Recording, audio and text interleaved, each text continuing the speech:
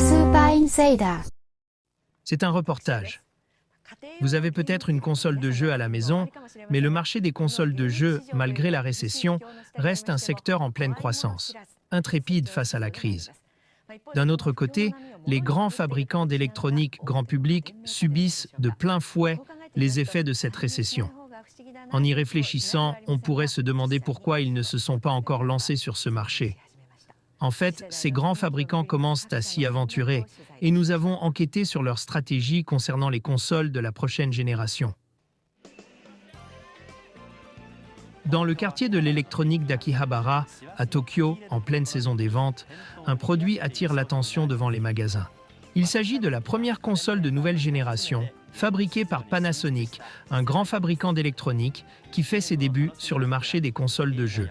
Ce nouvel appareil n'est pas seulement destiné aux jeux, mais propose également des fonctions multimédia permettant de profiter de films et de musique. L'animation est beaucoup plus avancée. C'est incroyable de pouvoir faire cela avec une console de jeux domestique. Les films étaient aussi vraiment beaux. Ce produit a été développé par la société 3DO, une entreprise financée par Panasonic et MCA, rachetée par Panasonic. Parmi les partenaires figurent également AT&T, Time Warner et des sociétés de logiciels influentes américaines comme Electronic Arts. Alors que la récession de l'électronique grand public se poursuit, ces entreprises ont décidé de se lancer sur ce marché en pleine croissance en proposant des consoles à haute performance avec des fonctionnalités avancées comme la possibilité de lire des vidéos en direct, ce qui n'existait pas sur les consoles précédentes. En combinant les technologies de chaque participant, cette console n'est pas seulement une machine de jeu, mais un appareil de divertissement destiné aux adultes. Elle a été lancée en octobre de cette année aux États-Unis au prix assez élevé de $699. Mais les ventes initiales semblent bien démarrer. Au printemps prochain, elle sera vendue au Japon au prix de 70 000 yens, un prix à peu près similaire.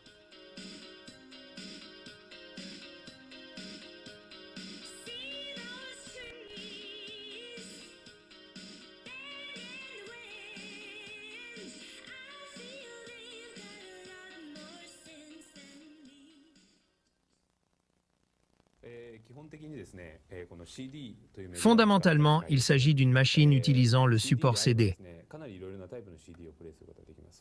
Avec un CD, il est possible de lire différents types de disques. Elle est principalement destinée aux jeux et aux produits interactifs.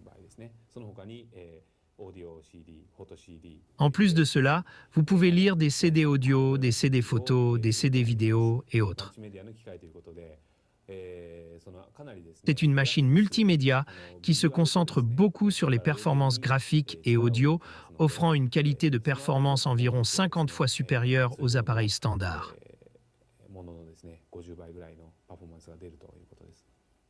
Cependant, même si la console a de bonnes caractéristiques, les ventes dépendent surtout de la qualité des jeux disponibles. C'est pourquoi la société 3DO a organisé un atelier pour réunir les éditeurs de logiciels et encourager la création de jeux intéressants. L'objectif est de proposer le plus de jeux possible avant le lancement de la console au Japon au printemps prochain. Ils ont contacté 27 sociétés qui prévoient de sortir leurs logiciels à cette période. Des développeurs de ces entreprises ont été invités pour répondre à leurs questions sur le développement des jeux.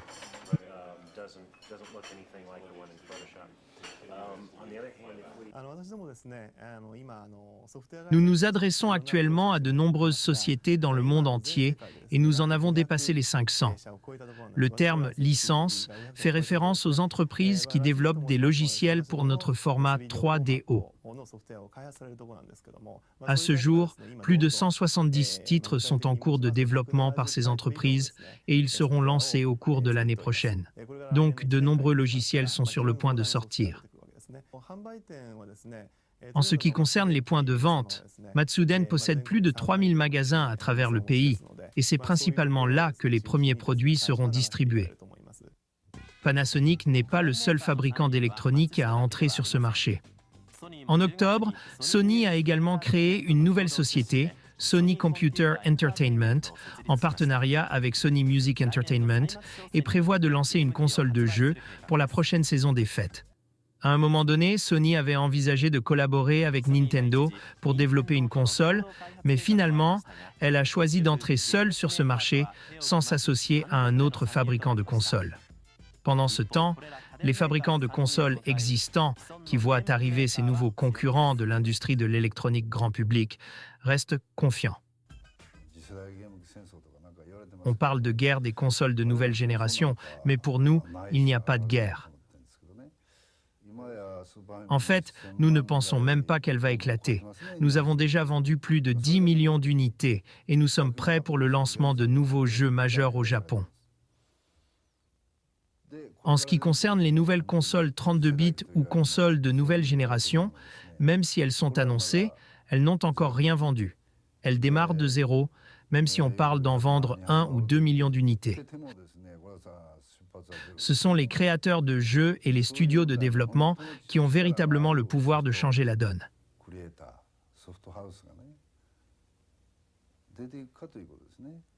Bien entendu, les fabricants de consoles actuels préparent déjà des stratégies pour rivaliser avec ces nouveaux entrants. Nintendo prévoit de lancer une console de nouvelle génération avec une puissance de traitement supérieure à celle de Panasonic et des autres concurrents d'ici à l'année suivante. Pour ce projet, Nintendo s'est associé à Silicon Graphics, une entreprise reconnue pour sa technologie de pointe en matière de graphismes informatiques, notamment ceux utilisés dans des films comme Terminator 2 et Jurassic Park. Ils envisagent d'intégrer cette technologie Computer Graphics ou image de synthèse dans leur prochaine console. De son côté, Sega, le deuxième plus grand acteur de l'industrie, montre également sa confiance face à l'entrée des fabricants d'électronique grand public. Sega possède un avantage unique, ses nombreuses salles de jeux à travers le pays où elle peut tester les logiciels développés pour le marché professionnel avant de les adapter pour le marché domestique. Grâce à ces centres de jeux, Sega peut identifier les tendances du marché, un avantage considérable.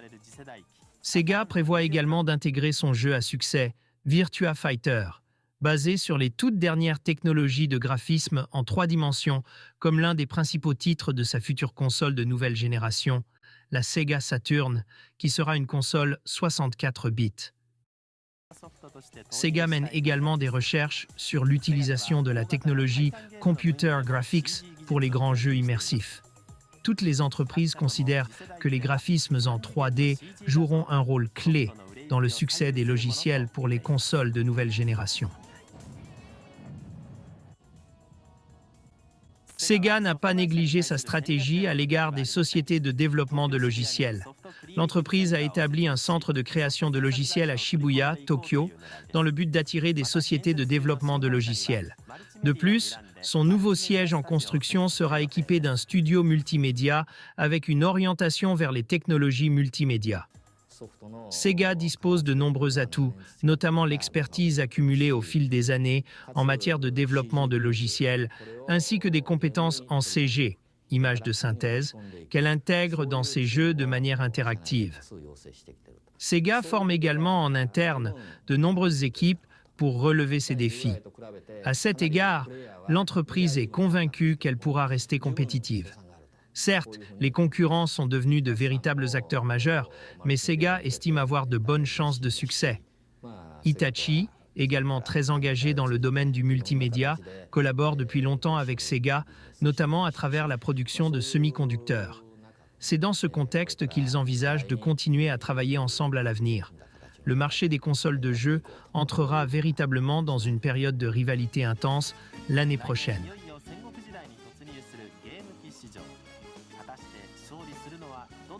Quelle entreprise l'emportera dans cette bataille? Regardez ce graphique que j'ai préparé. Il représente uniquement le marché des consoles domestiques, en excluant les jeux d'arcade. Ce marché a progressé de manière continue, ignorant la récession, et atteint maintenant les 400 milliards de yens. Ce secteur attire beaucoup d'acteurs, mais il est actuellement dominé par ce qu'on appelle les 3 grands des consoles de jeux. Cependant, comme nous l'avons mentionné, Panasonic et Sony sont en train de s'y lancer. Actuellement, les consoles les plus performantes utilisent des processeurs à 16 bits, mais Nintendo prévoit de sortir une console à 64 bits nettement plus avancée. Si l'on observe les dates de sortie des nouvelles consoles, on peut voir qu'elles vont être lancées progressivement d'ici la fin de l'année prochaine et l'année suivante. Malgré la récession, les ventes continuent de croître et cela semble prometteur. Cela montre que dans la consommation individuelle, il existe un aspect que moi-même et d'autres économistes ou journalistes plus conservateurs n'avions peut-être pas bien compris. Il y a effectivement un certain type de consommation que nous n'avions pas pris en compte. C'est un point important. J'ai l'impression que sans innovation, la concurrence dans un nouveau secteur peut être contre-productive. J'ai aussi une autre réflexion personnelle à partager. Les humains créent des outils, mais ces outils finissent par changer les humains. Le karaoké est un bon exemple de cela. Il est devenu mondialement populaire et a changé nos habitudes. C'est fascinant. Passons à la publicité.